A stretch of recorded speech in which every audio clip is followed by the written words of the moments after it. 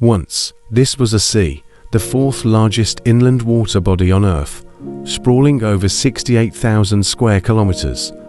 A shimmering expanse of life, fishing boats dotting its shores, communities thriving on its bounty. But today, the Aral Sea is a distant memory, a casualty of human ambition, reckless decisions, and unchecked environmental destruction.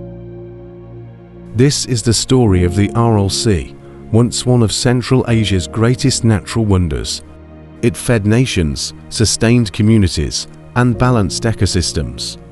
But today, it lies barren, a desert where water once reigned, a sea in name only.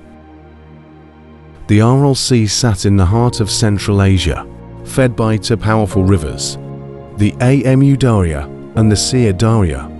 These rivers brought life to the region, filling the Aral with fresh water and supporting a thriving fishing industry. We would catch fish for the whole village. The sea was vast. It felt endless. It provided for everyone. But in the 1960s, the Soviet Union had other plans. Large-scale irrigation projects diverted the waters of the Amu Darya and Sea Darya to fuel the booming cotton industry, what they called white gold.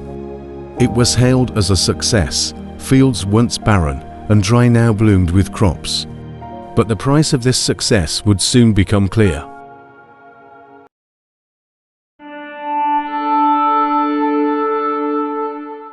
With the rivers feeding it drained for agriculture, the Aral Sea began to shrink. By the 1980s, the sea's water level had dropped by more than 50%. Entire fishing communities, once bustling, now stood at the edge of a growing desert.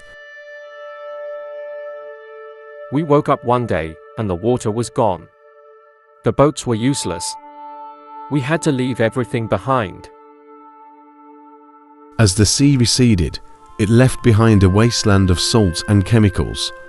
Winds carried toxic dust across hundreds of miles, causing respiratory diseases and contaminating farmlands. The region's once fertile soil turned poisonous. The Aral Sea disaster is one of the worst environmental catastrophes in modern history.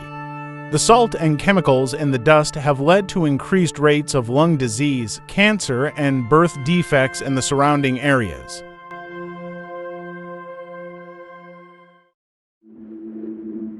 For the people who once relied on the Aral, the sea's disappearance was not just an ecological loss, it was a personal tragedy. My children have never seen the sea. They only know the dust, the sickness. It's hard to believe that we used to live by water. By the 2000s, the Aral Sea had lost 90% of its original size. What remains today are two smaller, fragmented bodies of water, the North Aral and the South Aral, separated by an expanse of desert known as the Aralcum.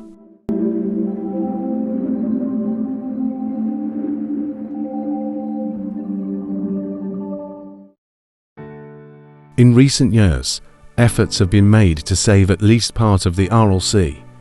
In 2005, Kazakhstan built the Koch-Aral Dam, a bold engineering project aimed at preserving the North Aral Sea. The dam has helped restore some of the water to the northern part of the Aral. Fish have returned, and so have the fishermen.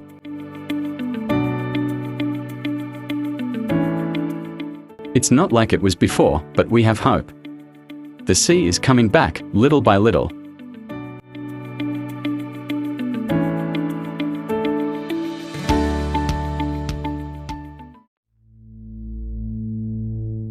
While the North Aral shows signs of life, the South Aral is a stark reminder of what happens when nature is sacrificed for industry.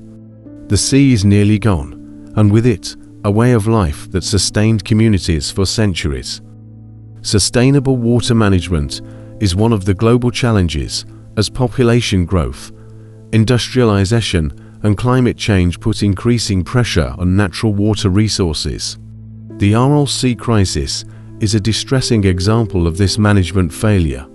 The diversion of water from the Amu Darya and Sea Darya rivers for irrigation projects during the Soviet era almost completely dried up the Aral Sea, causing environmental, economic, and human catastrophe. This crisis shows how unplanned use of natural resources can be harmful in the long run. Therefore, technology, local and global cooperation, and long-term planning are essential to ensure sustainable water management. The Aral Sea may never return to what it once was, but from its shores, we learn a valuable lesson that even in the face of catastrophe, there is always a chance to heal, to restore, and to do better by the world we share. The Aral may have been lost, but its story must not be forgotten.